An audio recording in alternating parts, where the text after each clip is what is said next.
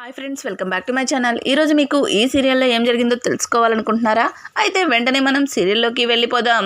ఇక కళ్యాణ్ అయితే అనామికకి ఒక గిఫ్ట్ ఇవ్వాలి అని చెప్పి తను కొన్ని జ్యువెలరీ బాక్సుల్ని తెప్పించుకుంటాడు. అందులో ఒక 2 సెలెక్ట్ చేస్తాడు. కానీ ఆ రెండింటిలో అనామికకి ఏది నచ్చుతుందో తెలియక కన్ఫ్యూజన్లో వాటిని చూస్తూ ఉంటాడు.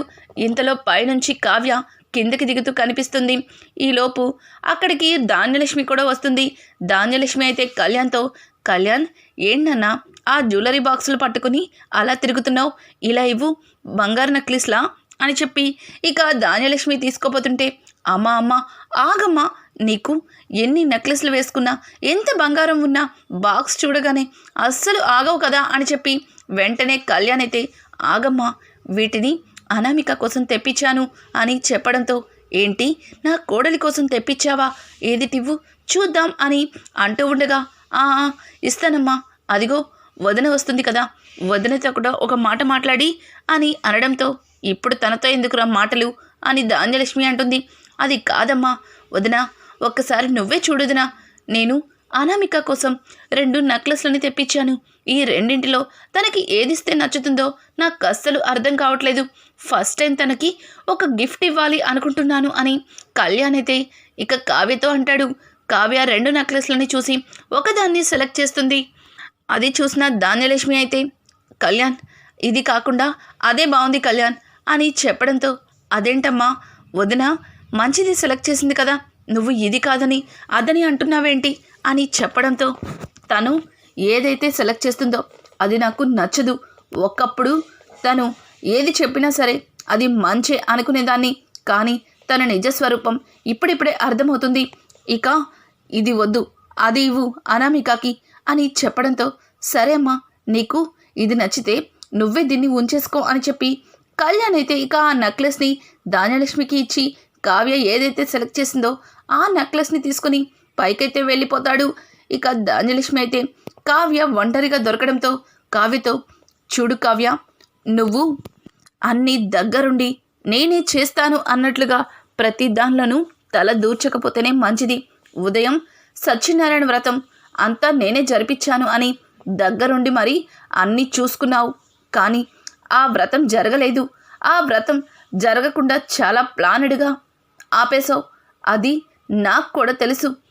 ఇక ఈ మొదటి రాత్రి నా కొడుకు కోడలు ఒకరంటే ఒకరు ఇష్టపడి పెళ్లి చేసుకున్నారు. అలాగే ఒకరంటే ఒకరికి చాలా ప్రేమ ఉంది. వాళ్ళిద్దరూ కూడా జీవితాంతం కలిసి ఉండాలని ఈ మొదటి రాత్రిని ఏర్పాటు చేశాం. ఇందులో నువ్వు చెయ్యి పెట్టకపోతేనే మంచిది అని చెప్పి ధాన్యలక్ష్మి అయితే కావ్యకి వార్నింగ్ ఇస్తుంది. ఇక కావ్యకి వార్నింగ్ ఇచ్చి అక్కడి నుంచి వెళ్ళిపోతుంది. ఇదంతా కూడా స్వప్న చూస్తుంది.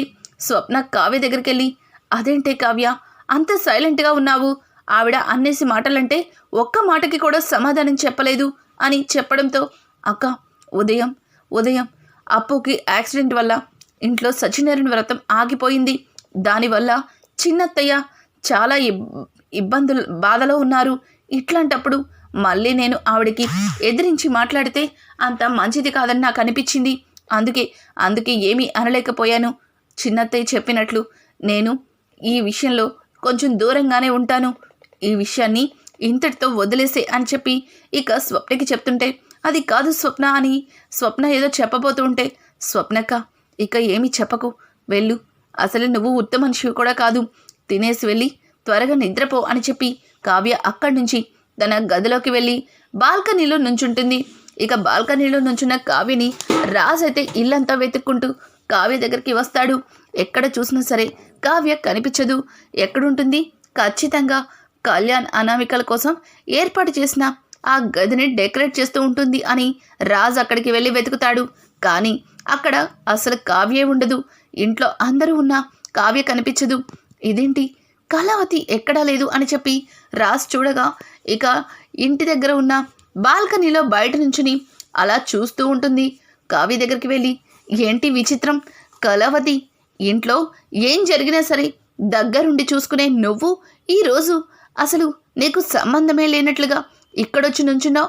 పైగా నీ చెయ్యలేందే ఈ ఇంట్లో ఏ శుభకార్యం జరగదు కదా, అటువంటిది ఇలా ఏమైంది నీకు అని అడగడంతో కావ్య ఏమీ మాట్లాడకుండా తల కిందకి దించుకొని అక్కడి నుంచి వెళ్ళిపోతూ ఉంటుంది.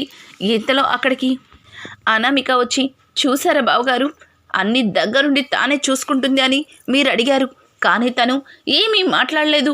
నా విషయం కదా, అందుకనే ఈవిడ చెయ్యి కూడా అందులో పెట్టట్లేదు. మరీ నా మీద ఎంత కోపం ఉందని అస్సలు ఊహించలేదు అని చెప్పి అనామిక మాట్లాడుతూ ఉంటే ఇక కావ్య అక్కడి నుంచి వెళ్ళిపోతుంది. కావ్య వెళ్ళిపోవడంతో అనామిక అయితే, కావ్యని చూస్తుంటే నాకొకటి అర్థమవుతుంది, ఇంకా కావ్యకి నా మీద కోపం పోనట్టుంది అని చెప్పి అనామిక అక్కడి నుంచి వెళ్ళిపోతుంది. అనామిక అలా వెళ్ళిపోవడంతో ఇంతలో అక్కడికి స్వప్న వస్తుంది. స్వప్న అయితే అనామిక వాళ్ళతో మాట్లాడిన తీరుని చూసి, రాజ్, అనామిక మాటలు చూసావుగా ఎలా మాట్లాడుతుందో, అసలు ఇదంతా తన మూలనే జరుగుతుందని తనకి ఎందుకో అర్థం కావట్లేదు. ధాన్యలక్ష్మి అంటే ఏమో అసలు కళ్యాణ్ అనామికలకి జరిగే ఏ శుభకార్యంలో కూడా నువ్వు చెయ్యి పెట్టకూడదు అని కావ్యకి వార్నింగ్ ఇచ్చింది. పైగా ఇందులో ఎంత దూరంగా ఉంటే నీకు అంత మంచిది అని చెప్పింది. పాపం కావ్య ఈ విషయాన్ని నీతో చెప్పలేక, అందరి ముందు బయట పెట్టలేక, అసలు తను ఏమీ చేయలేకపోతున్నానని తన మనసులో ఎంత కుమిలిపోతుందో నాకు తెలుసు. అయినా ఇంట్లో అందరూ కూడా కావ్యని తప్పు పడుతున్నారు. అసలు ఎవరికి వాళ్ళు నోటికి వచ్చినట్టు మాట్లాడుతున్నారు. అదే నా దాకా వస్తే అస్సలు ఊరుకోను. కావ్యకి నోట్లో నాలుక లేదని ఇష్టం వచ్చినట్లు మాట్లాడుతున్నారు అని చెప్పి స్వప్న అయితే జరిగిందంతా కూడా రాజ్కి చెప్తుంది. ఇక రాజ్ కూడా వెళ్తూ ఉండగా ఇంతలో ధాన్యలక్ష్మి ఎదురవుతుంది. ధాన్యలక్ష్మి అయితే రాజ్ అలానే చూస్తూ ఉంటాడు.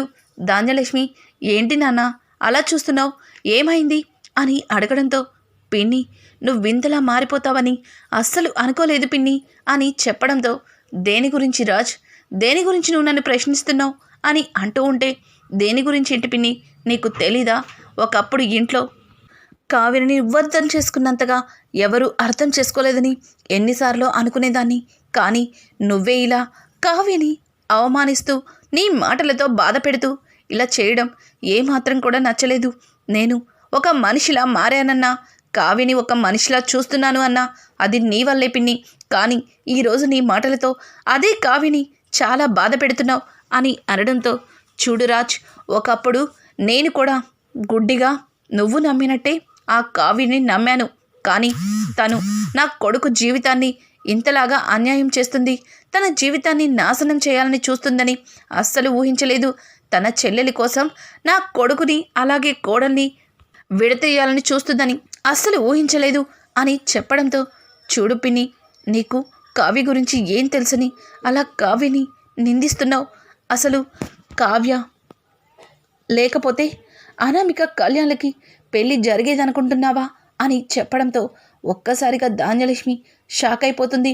ఏం మాట్లాడుతున్నావు కళ్యాణ్, అసలు కావ్యం చేసింది అని అడగడంతో, పిన్ని, ఆ రోజు పంతులు గారు ఇంటికి వచ్చి ఏం చెప్పారు, అనామికతో పెళ్లి జరిగితే ఇంట్లో దోషమని, అలాగే ఇంట్లో కుటుంబ సభ్యులకి సఖ్యత ఉండదని చాలా అంటే చాలా చెప్పారు, మర్చిపోయావా అని అనడంతో, అవును, కానీ ఆ సమస్యలన్నిటికీ పంతులు గారు పరిష్కారాన్ని చూపించారు కదా, అవన్నీ కూడా పంతులు గారు చెప్పినట్లుగా మంచిగానే జరిగింది కదా అని చెప్పడంతో, అలా మంచిగా జరగడానికి కారణం ఎవరో నీకు తెలుసా పిన్ని అని చెప్పి రాజ్ అడగడంతో, ఏం మాట్లాడుతున్నావు రాజ్, అలా మంచిగా జరగడానికి కారణం ఎవరు, ఆ దేవుడే వాళ్ళిద్దరినీ ఒక్కటి చేయాలని అలా చేశాడు అని చెప్పడంతో, లేదు పిన్ని, ఆ దేవుడు కాదు, దేవుడని మీరు అనుకుంటున్నారు, కానీ మీకు తెలియని విషయం అంటే ఏంటంటే అంతా చేసింది కావ్యే.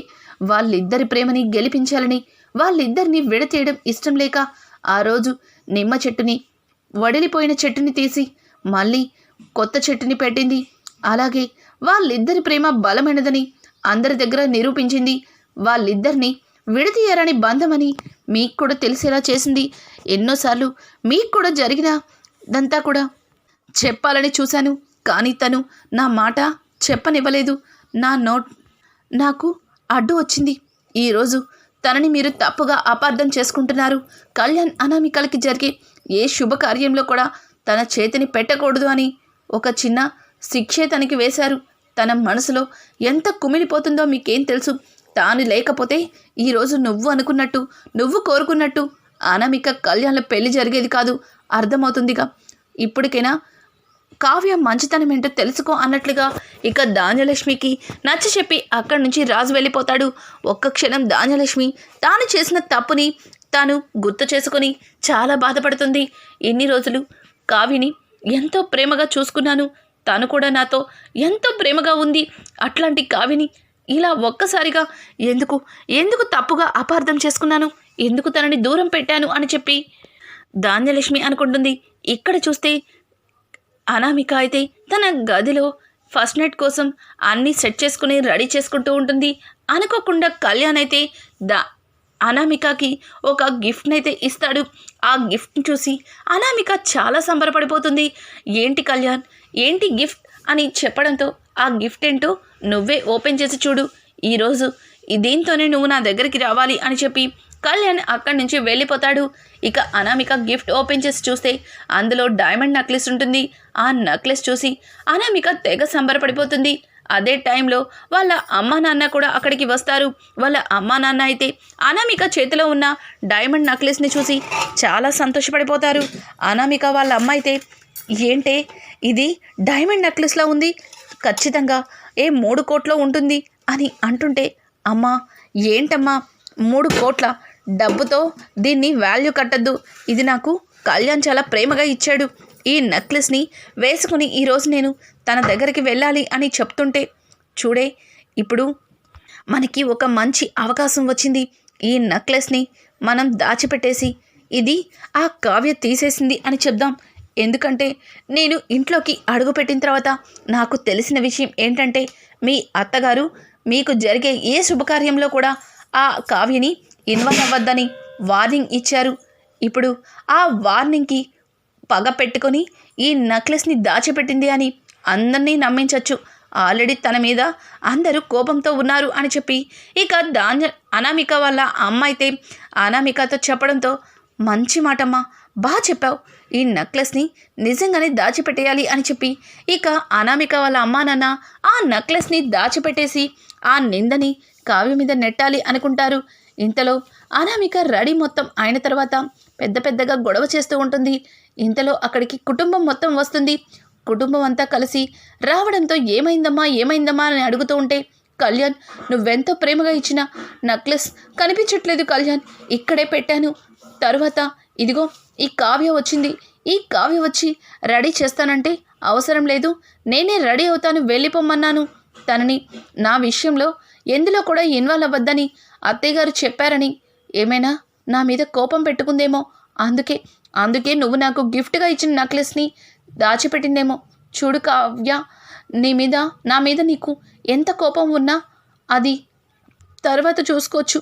నా కోసం ఎంతో ప్రేమగా తీసుకొచ్చి ఇచ్చాడు నా భర్త, మొదటిసారిగా ఇచ్చిన గిఫ్ట్ నా నెక్లెస్ నాకు ఇచ్చే కావ్య అని అందరి ముందు కావ్యని ఇక అనామిక అడగడంతో ఒక్కసారిగా ధాన్యలక్ష్మి అయితే, మరి ఏంటి బుద్ధులు, ఇంతవరకు కూడా నేనేదో తప్పు చేశాను అనుకున్నాను, కానీ ఇలా అందరి ముందు ఒక దొంగలాగా నుంచోడానికి సిగ్గుగా లేదు అని చెప్పడంతో వెంటనే అపర్ణాదేవి అయితే, ధాన్యం ఏం మాట్లాడుతున్నావు, తను నా కొడుకు భార్య, కావ్య ఎటువంటిదో అందరికీ తెలుసు, తన మీద నాకు కోపం ఉండొచ్చు, కానీ తను ఇట్లాంటి పనులు చేస్తుంది అంటే అస్సలు ఊరుకోను, తను మనస్తత్వం ఏంటో, తను ఎట్లా ఉంటుందో ఇంట్లో కుటుంబం మొత్తానికి తెలుసు, చూడమ్మాయి నువ్వు కావ్య మీద తప్పుగా అని అపర్ణాదేవి అయితే ఇక సపోర్ట్ చేస్తూ ఉంటుంది. ఇంతలో రాజ్ అయితే, నువ్వు పోగొట్టుకున్న నెక్లెస్ ఇదేనా అనామిక అని అడగడంతో ఒక్కసారిగా అనామిక షాక్ అయిపోతుంది. అదే అన్నట్లుగా ఇక అనామిక ఫేస్ పెడుతుంది. అలాగే కళ్యాణ్ కూడా, అవునన్నయ్య ఈ నెక్లెసే మీకెక్కడ దొరికింది అని చెప్పడంతో, దొరకలేదు, ఇది దాచిపెడితే తీసుకొచ్చాను అని చెప్పడంతో, ఏంటి దాచిపెట్టిందా, ఓ నీ గదిలో దాచిపెట్టుకుంటే ఎవరికి అనుమానం రాదని నీ గదిలో దాచిపెట్టుకున్నావన్నమాట అని రుద్రాణి అంటూ ఉంటే, చూడత్తా దాచిపెట్టింది మా గదిలో కాదు నీ గదిలో అని అనడంతో ఒక్కసారిగా రుద్రాణి షాక్ అయిపోతుంది. ఏం మాట్లాడుతున్నావు రాజ్, నా గదిలో దాచిపెట్టడం ఏంటి అని చెప్పడంతో, అవునత్త నీ గదిలో దాచిపెట్టింది నువ్వు కాదులే, కంగారు పడకు, అయినా సుబ్బుగారు ఏంటిది, అయినా మీరు అనామిక తల్లిదండ్రులు ఇంత చీప్గా బిహేవ్ చేస్తారని అస్సలు ఊహించలేదు. నెక్లెస్ని ఇలా దాచిపెడతారా అని అనడంతో ఇక సుబ్బు అలాగే శైలజ ఇద్దరు కూడా గజగజ వణుకుతారు. ఇక కళ్యాణ్ అయితే అనామిక చేసిన పనికి వాళ్ళ అమ్మా నాన్న తనకి సపోర్ట్గా నిలబడిన దానికి తీసుకున్న నిర్ణయంతో కుటుంబం మొత్తం ఒక్కసారిగా షాక్ అవుతుంది. రానున్న ఎపిసోడ్స్ అయితే మరింత ఇంట్రెస్టింగ్గా మారిపోతున్నాయి. ఈ వీడియో కనుక మీకు నచ్చినట్టయితే లైక్ చేసి సబ్స్క్రైబ్ చేసుకోవడం మాత్రం మర్చిపోకండి. Thanks for watching. Hi friends, welcome back to my channel.